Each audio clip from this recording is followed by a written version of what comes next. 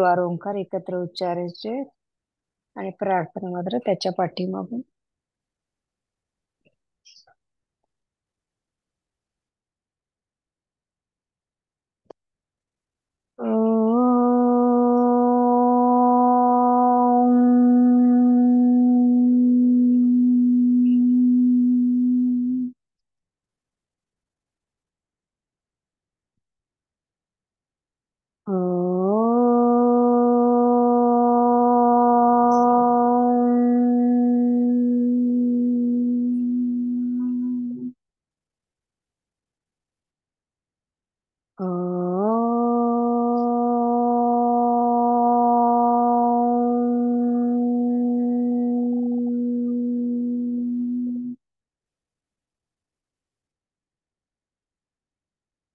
गुरुर्ब्रह्मा गुरुर्विष्णुः गुरुर्देवो महेश्वरः गुरुः साक्षात् परब्रह्म तस्मै श्री गुरवे नमः. गुरवे नमः. गुरवे नमः.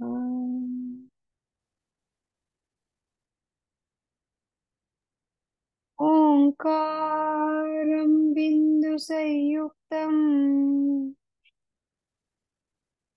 नित्यं ध्यायन्ति योगिनः कामदं मोक्षदं चैव ओंकाराय नमो नमः. ओंकाराय नमो नमः. ओंकाराय नमो नमः. पूर्ण लक्ष आपल्या श्वासावर केंद्रित.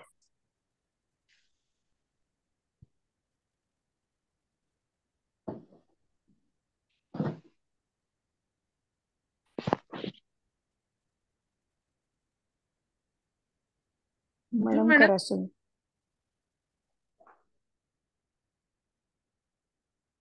इथे मॅडम झाली का प्रार्थना? हो हो झाली. चला, मी धन्यवाद. म्यूट करते. हा, धन्यवाद.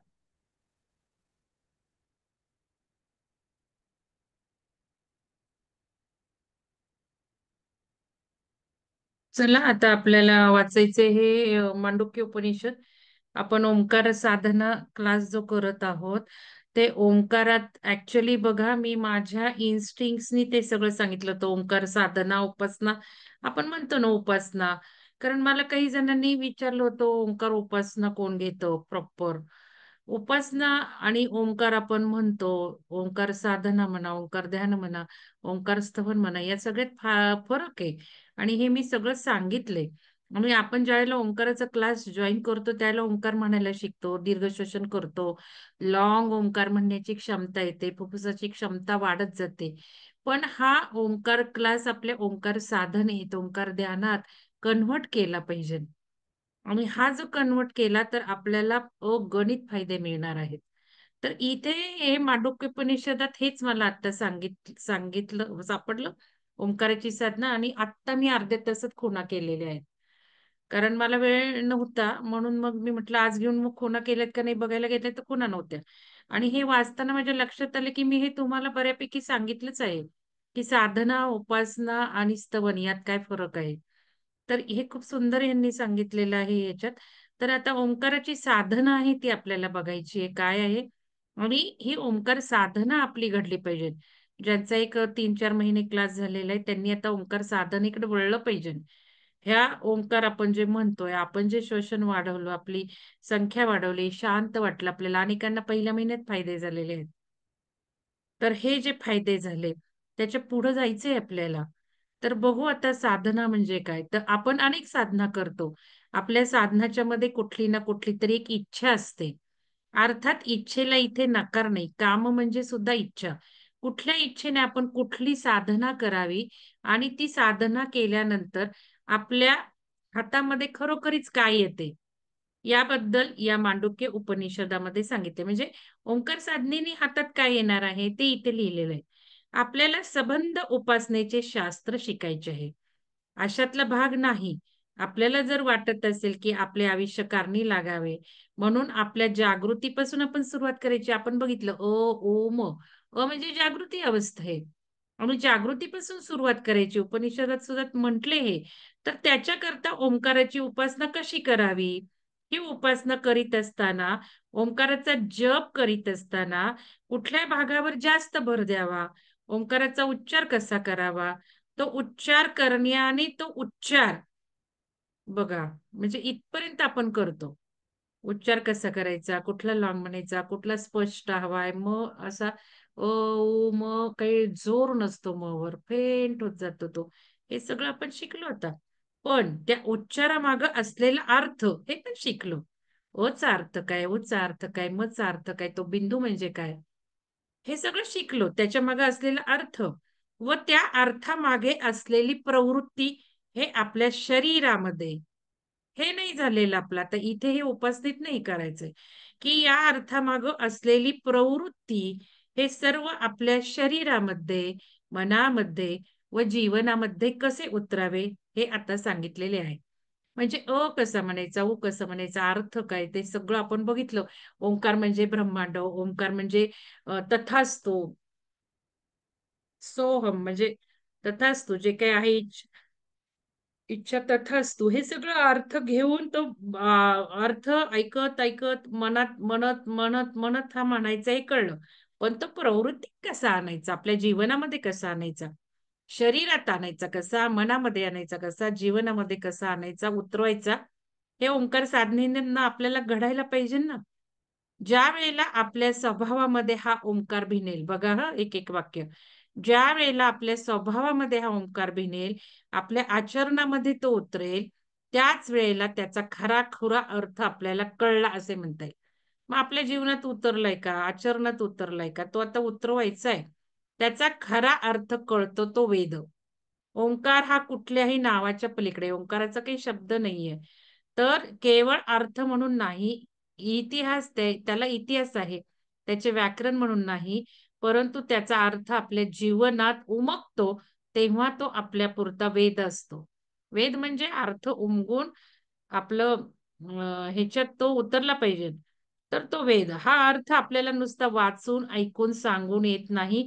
जीवनामध्ये कळत नाही. तो जीवनामध्ये येण्याकरता, म्हणजे त्याचा वेद होण्याकरता, तो जीवनात येण्याकरता आपल्याला साधना, तप करावे लागते. माहिती आपल्याला साधना म्हणजे रोज नित्य नियमितपणे. तप म्हणजे आपण म्हणतो एक तप म्हणजे 12 वर्ष, म्हणजे दीर्घकाळ करावी लागते. तर ती साधना होते. आणि याकरता त्या तपकाळात अत्यंत संयमाची वागणूक ठेवावी लागते. अनेक गोष्टी आपल्या मनातील समतोल कुठेही ढळू न देता सहन कराव्या लागतात. आपल्याला चांगली आई व्हायची असते. त्याकरता आपण कितीतरी सहन करतो. मुले मोठी व्हावी, त्यांनी आजारी पडू नये, त्यांना वाईट संगत लागू नये, त्यांनी चांगले शिकावे म्हणून आपण जन्मभर किती कष्ट घेतो. भूक, तहान, झोप आपण जिंकत असतो. कितीतरी गोष्टी आपण सोडतो. मुलांसाठी बघा, मूल जन्माला झालं की केवढ्या गोष्टी आपण सोडून देतो. कितीतरी साधने आपण गोळा करतो.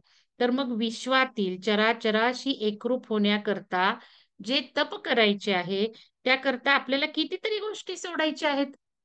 कितीतरी गोष्टी आपल्याला साध्य करून घ्यायच्या आहेत. त्याकरता आपल्याकडे साधने आहेत. त्या साधनांचा योग्य रीतीने आणि विवेकाने उपयोग करून घेणं म्हणजे साधना करणे. साधना करणे म्हणजे नुसते नाक दाबून बसणे किंवा एका पायावर उभे राहणे नव्हे. विवेक पाहिजे. विवेक अशा करता, की साधनांचा उपयोग कशासाठी उपयोग तपासाठी केला पाहिजे. त्या तपामागचा हेतू फक्त ओंकाराशी एकरूप होण्याकरता असला पाहिजे. बघा, म्हणजे आपण ओंकार साधना जी करतो, ती आपल्याला आध्यात्मिक तर पाहिजे, पण त्या ओंकाराशी एकरूप होण्यामागं हेतू असला पाहिजे. आणि एरवी दुसऱ्या कोणत्याही हेतूने तप केले, साधना केली, तर तो हेतू पूर्ण होईल. पण आपल्याला ब्रह्माची प्राप्ती होणार नाही. ब्रह्मासाठी तप केले तरच ब्रह्माची प्राप्ती होईल. आपल्याला तेच तर हवे ना. आपल्याला ब्रह्माची प्राप्ती करून घ्यायची आहे. आपल्याला विलीन व्हायचंय. आपल्याला मोक्ष हवाय. मग यासाठी तप पाहिजे, म्हणजे उपासना पाहिजे, म्हणजे दीर्घकालीन हे केलं पाहिजे. ब्रह्मासाठी तप केले तर ब्रह्माची प्राप्ती होईल. रावणाने आणि बाणासुराने सुद्धा तप केले होते. त्यांनी साधनाही चांगली केली होती. कदाचित रामाने पण केली नसेल, तप केले नसेल, परंतु रावणाच्या आणि बाणासुराच्या तपामागे जो हेतू होता तो विवेकपूर्ण नव्हता. ते तप स्वार्थासाठी होते. म्हणून तप करण्यामागे विवेक हवा व त्या ओंकारावरती अनंत निष्ठा हवी. त्या निष्ठेमध्ये प्राथमिक ज्ञान हे हवे, की जे काही दिसते आहे, जे काही दिसत नाही, पण ते जाणवत आहे, त्या सर्वांच्या मध्ये ओंकार आहे. हे चैतन्य आहे, हे माझ्यामध्ये आहे, तसेच इतरांमध्ये पण आहे. म्हणून मी व इतरांच्यात काही फरक नाही, आपल्याला जाणवता नाही. हा समभाव आला पाहिजे. तर हे सगळं इथे लिहिलेलं आहे. आता याचा अर्थ काय आहे, की आपल्याला जर ब्रह्म म्हणजे आपल्याला जर विलिनीकरणासाठी, मोक्षासाठी हवं असेल तर दीर्घकाळ केली पाहिजे.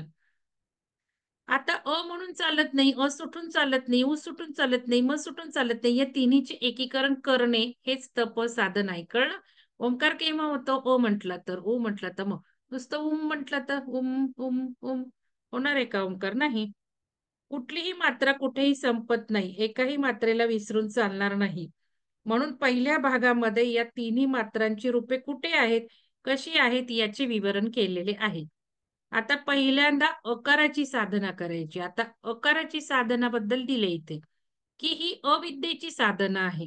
ही अकाराची साधना म्हणजे अविद्येची साधना आहे. आपण ईशावास्योपनिषदामध्ये अविद्येचे वर्णन पाहिले आहे. या अविद्येमुळे, भौतिक विद्येमुळे वेगवेगळी साधने आपल्या हातात येत आहेत. वेगवेगळी समृद्धी आपल्याला मिळत आहे. पण ती क्षणिक आहे. तिच्यामधून समाधान होत नाही, अंतिम साध्य मिळत नाही. ही साधने घटके घटकाला बदलतायत. मी जे सिंगरचे शिवण्याचे मशीन घेतले होते, त्याच्यापेक्षा कितीतरी पटीने कार्यक्षमाने आज मशीन आज मिळते. थोडक्यात असं म्हटले, नी आपल्याला समृद्धी मिळते, साधना मिळते. आपण ओंकारातलं जेव्हा म्हणतो त्याला जागृती आहे. जागृतीमध्ये आपण मटेरियलिस्टिक गोष्टींवर फोकस ठेवलाय. म्हणून या साधनेनी म्हणजे दीर्घकाळ ओंकार जेव्हा आपण म्हणतो, त्यातला जेव्हा म्हणतो आपण, त्या नी आपल्याला ही समृद्धी मिळते, साधने मिळतात. पण त्यांनी आपल्याला खरं सुख मिळतच नाही. कारण आज माझी सिंगरची मशीन आहे, उद्या दुसरी येणार आहे, मी खट्टू होणारच आहे. मग या ची सगळी फलितं मिळून चालत नाही, म्हणून उकडं जावंच लागतं. तर हे आहे, की सर्व जगाशी फटकून चालणार नाही, जगाशी फटकून वागून चालणार नाही. म्हणजे थोडक्यात आपण विरक्त होऊन चालणार नाहीये.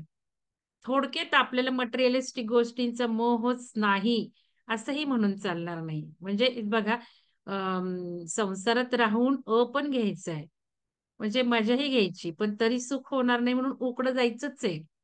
असा थोडक्यात अर्थ आहे. जगावर नुसत्या गोड बोलण्याने दंभ वाढतो, प्रेम वाढत नाही. जगाकरता काहीतरी करणे, कुणी आपल्याकरता काय केले आहे याची जाणीव ठेवणे आणि आपले अस्तित्व आहे तोपर्यंत त्याच्याकरता झिजत राहणे, याच्यामधूनच प्रेम निर्माण होते. म्हणजे प्रेम प्रेम म्हणतो ते दुसऱ्यांसाठी झिजून होतं. म्हणून हे सर्व मी करायचे आहे.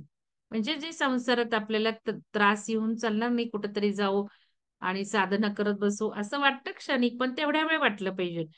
म्हणून हे सर्व मी करायचे आहे.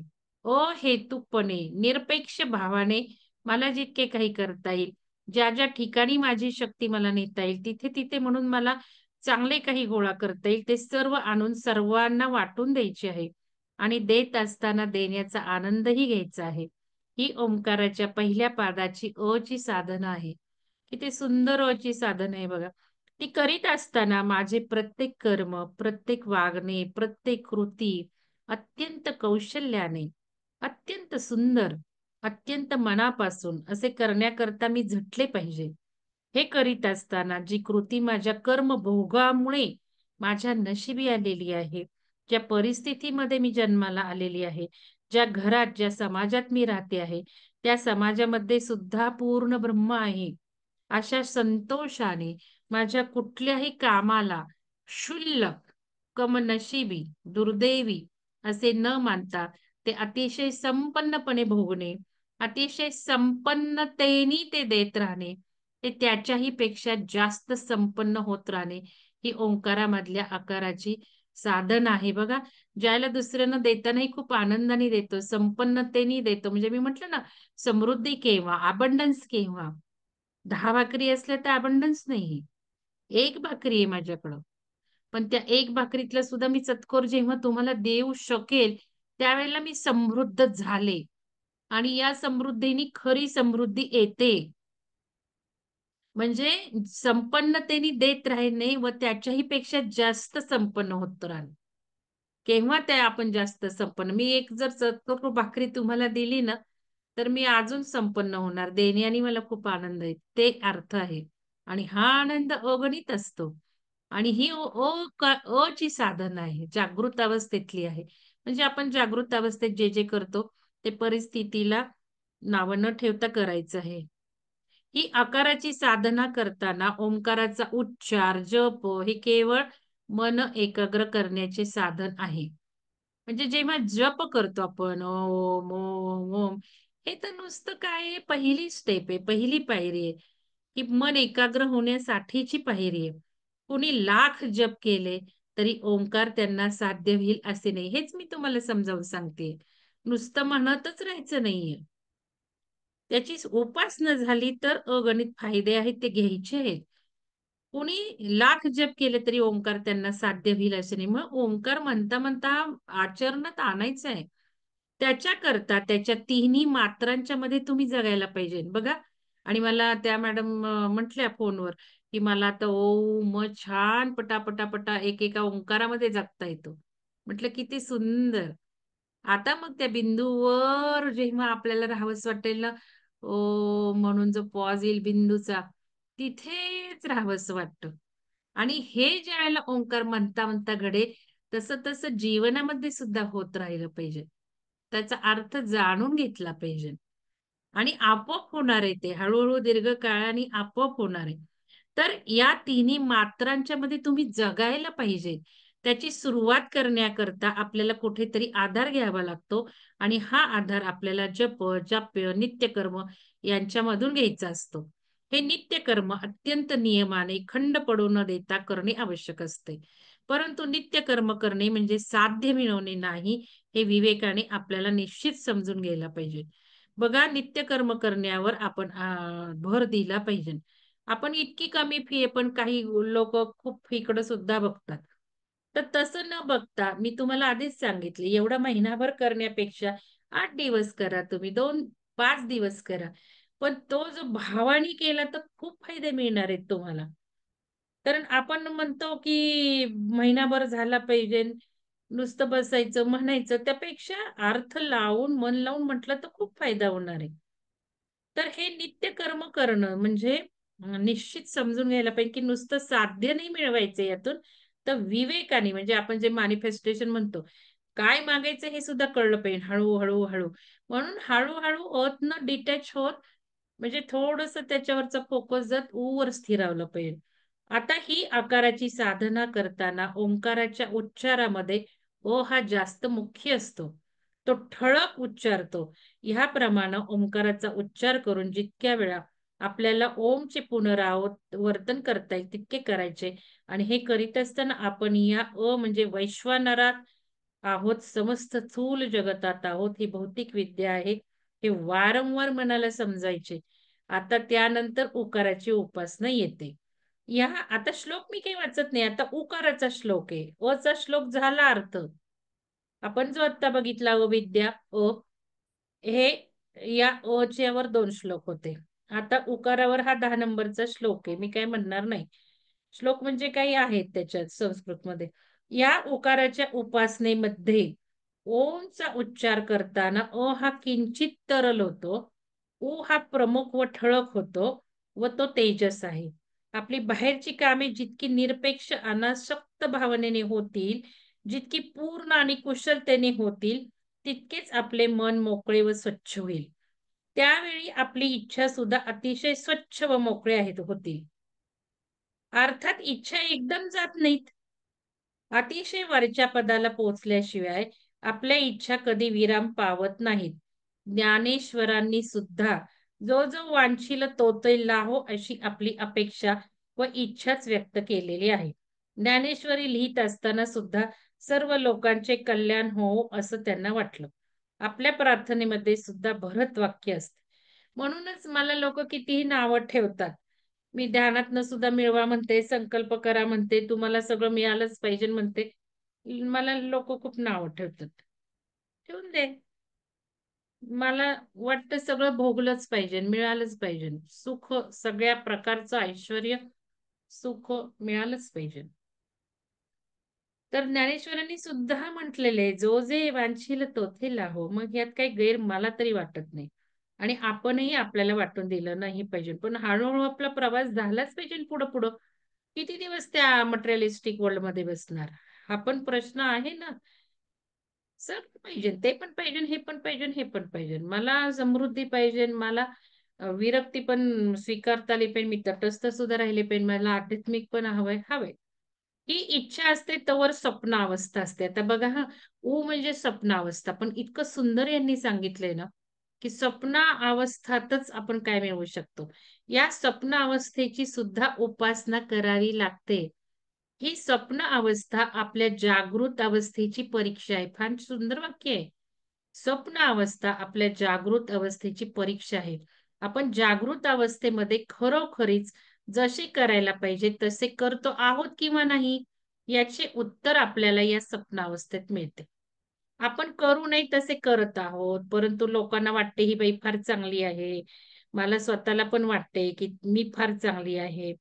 परंतु जर मला पडू नये तशी स्वप्न पडायला लागली, तर मी जाणून घेतले पाहिजे, की कुठेतरी चोर दडलेला आहे आणि त्याला वाढवण्याकरता मी प्रयत्नशील राहिले पाहिजे. त्याचा शोध घेतला पाहिजे. म्हणजे स्वप्न जी आपल्याला पडतात, त्या स्वप्नांना म्हटलं ना लिहून ठेवा म्हणून सांगितलंय. तर या स्वप्नांचाही अभ्यास केला पाहिजे. मला का बरं असं स्वप्न पडतं? लोकं तर मला खूप चांगली म्हणतात आणि मला वाचण्याची स्वप्न पडतात. म्हणजे नक्कीच आपण स्वतः विचार केला पाहिजे. काही असू देत स्वप्न ती, काही पण असू देत. त्याचा आपल्यावरून आपण जागृत अवस्थेत काय करतो तेही कळतं. म्हणून मी कुठे चोर दडलेला आहे व त्याला काढण्याकरता प्रयत्नशील राहिले पाहिजे. त्याचा शोध घेतला पाहिजे. तो शोध घेताना एखाद्या शल्यविषादासारखे अतिशय वस्तुनिष्ठ राहून अतिशय कुशलतेने स्वतःच्या मनाचा शोध घेतला पाहिजे. शल्यविशारद ज्याप्रमाणे नेमकी विकृती असेल तितकी चिरफाड करून काढून टाकतो, त्याप्रमाणे आपल्या मनाचा मलिनपणा पटकन दूर करून टाकला पाहिजे. आता ही स्वप्न असतं म्हणजे काही झोपेतलीच असं नाही. आपली स्वप्न असतात ना, उदाहरणार्थ गाडी हवी, गाडी हवी, गाडी. मोठी फोर व्हीलर गाडी हवी. ही स्वप्न अवस्था म्हणजे काही स्वप्न पडलेलं नाही, पण माझं हे स्वप्न आहे. मग ह्याचा आपण केला पाहिजे ना उहापोह. खरंच गरजेची आहे का काय आहे? हे सुद्धा असं याचा अर्थ काढायचा. कारण त्या स्वप्नावस्थेतच जगतो आपण. अकाराच्या उपासनेमुळे बघा हा, अकाराच्या उपासनेमुळे भौतिक समृद्धी, कीर्ती, संपत्ती, लोकप्रियता, प्रेम या सर्व गोष्टी मिळू शकतात. काय काय मिळणार आहे अच्या उपासनेने? आपोआप व्हायला लागतं. तो आरा शुद्ध होतो ना. मुळे पाठीच्या कणेचेही प्रॉब्लेम दूर होणार आहेत. ऑरा बदलणार आहे, चक्रा बदलणार आहे आणि यामुळं सगळं हे अट्रॅक्शन सुरू होणार आहे. काय काय मिळणार आहे अकराच्या उपासनेमुळे? भौतिक समृद्धी, कीर्ती, संपत्ती, लोकप्रियता, प्रेम. त्याप्रमाणे ह्या उकाराच्या उपासनेमुळे आता ऊ मुळे काय मिळणार? अंतर्मुख दृष्टी मिळते. म्हणजे आपल्याला जे इनवर्ड व्हायचंय ना, या ऊ मुळे आपण इनवर्ड होतो. माणूस फक्त बाहेरच्या संबंधाकडे पाहत नाही. इथे आपल्या स्वतःच्या मनात अगदी आतल्या गोष्टींचा विचार करायचा आहे. मला सुद्धा बाह्य गोष्टींचा विचार करताना मी म्हणते, मला आणखी पुस्तके वाचली पाहिजेत. आणखी 1-2 परीक्षा दिल्या. हे केव्हा सुरू होतं? ऊच्या उपासनेने हे सुरू होतं. जे तुमच्यामध्ये सगळ्यांच्या सुरू झालेलं आहे. हे कधी बघितलं का? की मला आता माझं स्वत्व जे आपलं यायला लागलंय ना, मला हे केलं पाहिजे, मी ते केलं. स्वतःसाठी काय केलं पाहिजे हे जागृत होतो. इनवर्ड होतो आपण. जे आतापर्यंत जमलंच नाही आपल्याला कधी. मन मोकळे करून सांगण्याकरता मला मित्र-मैत्रिणी हव्या आहेत. मला चांगल्या माणसांची संगत हवी आहे. माझ्या मुलांनी माझ्याशी चांगले वागावे. या सर्व गोष्टी माझ्या बरोबर घेऊन या बाह्य जगात मी वावरत असते. परंतु मनाच्या आतमध्ये जो मनाचा आरसा आहे, त्याच्यामध्ये स्वतःचे प्रतिबिंब पाहायला जेव्हा मी सुरुवात करते, जिथे-जिथे मी मलिन असेल, तिथे-तिथे स्वच्छ करण्याचा मी प्रयत्न करते. त्यावेळेस मी अंतर्मुख होते, मला ज्ञान होते. मी इनवर्ड राहिले का? मला राग आला. मी का कट माझा विचार केला नाही? मला विचार बदलायला 10 मिनिटं का गेली? हे आपलं इनवर्ड विचार सुरू होतात. ऊच्या उपासनेमुळे आपण आपल्या स्वतःकडे बघायला लागतो. स्वतःच्या अंतरंगाकडे बघायला लागतो. आपल्यात शुद्धी करायला लागतो. ज्ञान लाभ उकाराच्या उपासनेचे फळ दिले आहे. ज्याप्रमाणे आकाराच्या उपासनेने बाहेरची सर्व समृद्धी मिळते, त्याप्रमाणे उकाराच्या उपासनेने हे ज्ञान मिळते. उकाराच्या उपासनेने ज्ञान मिळते आणि ते ज्ञान तुमच्यामध्ये असे काही भिनून जाते, की तुमच्या वंशामध्ये सुद्धा निर्बुद्ध आणि अज्ञानी अशी प्रजा निर्माण होत नाही. सुंदर आहेत. घरामध्ये एक जरी अशी ज्ञानी व्यक्ती असेल, घरामध्ये एक जरी अशी ज्ञानी व्यक्ती असेल, तरी घरामध्ये अनाचार टिकत नाही, असत्य टिकत नाही, व्यसन नांदू शकत नाही. कारण त्या व्यक्तीचे असणे हेच पुरेसे असते. तिने उपदेश देण्याची एकही शब्द बोलण्याची गरज नाही. हे मी सांगत असते तुम्हाला. काहीच गरज नाही शब्दांची. जशी-जशी तुमची ओंकाराची उपासना होऊ लागेल, तसतसे हे इफेक्ट लगेच 2 महिन्यात नाही दिसणार आहेत. 2 वर्षांनी दिसायला लागतील. कारण या व्यक्तीचे असणे हेच पुरेसे असते. तिने उपदेश देण्याची, एकही शब्द बोलण्याची गरज नाही. अंधारामध्ये एक निरांजन लागल्यावर सर्व अंधाराचा नाश होतो. त्या निरांजनाला अंधाराशी झगडावे लागत नाही, कुस्ती करावी लागत नाही. निरांजन प्रकट होते आणि अंधार निघून जातो.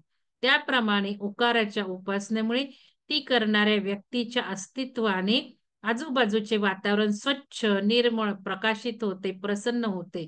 याचा आपल्याला प्रत्यक्ष अनुभव आहे. कित्येक व्यक्ती अशा असतात, की त्या आल्याबरोबर त्या काहीही करत नाहीत. तरी सुद्धा त्या आल्याबरोबर सर्व समुदायामध्ये एक प्रकारचे चैतन्य निर्माण होते. एक प्रकारचा आधार वाटायला लागतो. आता सर्व ठीक होणार. किंवा त्याच्या असण्यामुळे आपल्याला कुठे इजा-बिजा होणार नाही. आता कोणी खडाष्टक करणार नाहीत. कारण ती व्यक्ती हजर असताना त्या गोष्टी होत नाहीत. कदाचित ती व्यक्ती तिथून गेल्यावर होऊ शकतील. ह्या उपासनेमुळे एक आंतरिक सामर्थ्य आपल्यालाच नव्हे तर आपण जिथे राहू त्या सर्वांनाच मिळते. कळलं? सगळ्या वास्तूला हा फायदा मिळतो. ओंकाराचे व्हायब्रेशन सर्व ठिकाणी पोहोचतात आणि मी आजच्या क्लासमध्ये दुपारच्या बुकमध्ये सांगितले ते फॅनची ऊर्जा सुद्धा आपली ऊर्जा तत्व बिघडवते. मग इथे ओंकारामुळे आजूबाजूला ही सगळी स्पंदनं जाणार आहे, ओंकाराचं तत्व पण जाणार आहे.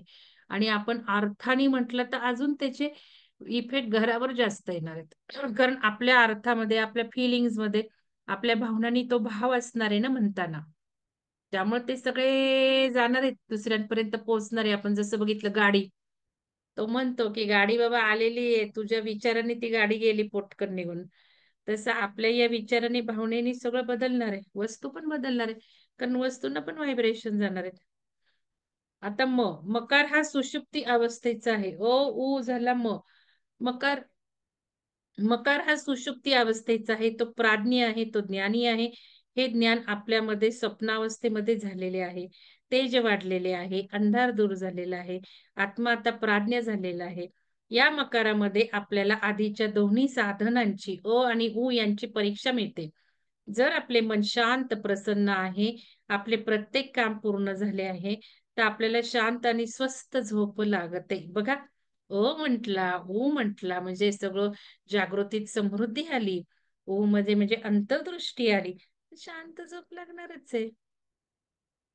हाच अर्थ सुषुप्ती तेव्हाच मिळणार आहे. इतकं सुंदर आहे. नंतरच सुषुप्ती मिळणार आहे. ती अवस्था आहे सुषुप्ती. याच्यामध्ये आलेला असलेला आत्मा आहे प्राज्ञ. आनंदाच्या डोही, आनंद तरंग हे मिळणार आहे मन. मनी काय मिळणार आहे? एकदम ब्लिस.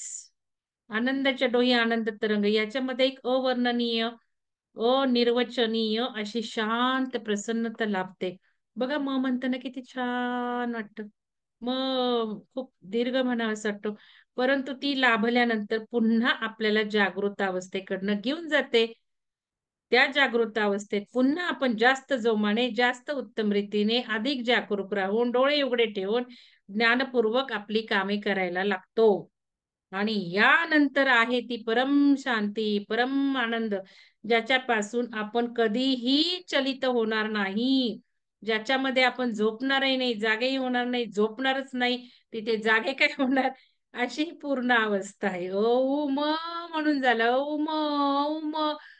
झालं, झालं, झालं. तप मग येणारे चिरकालीन परम शांती. सुषुप्तीमध्ये जो आनंद आणि प्रसन्नता आपल्याला लाभणार आहे, तोच आनंद, तीच प्रसन्नता आपल्याला चौथ्या अवस्थेमध्ये लाभणार आहे. ही संबंध संपूर्ण ओंकाराची साधना आहे. या पूर्ण ओंकाराचे मूळ श्लोकामध्ये दिलेले आहे. आता 12वा श्लोक आहे. हा चतुर्थ आहे. म्हणजे आता उ, म झाला पॉज म्हणजे बिंदू. ओंकाराचा बिंदू जो आत्मा आहे.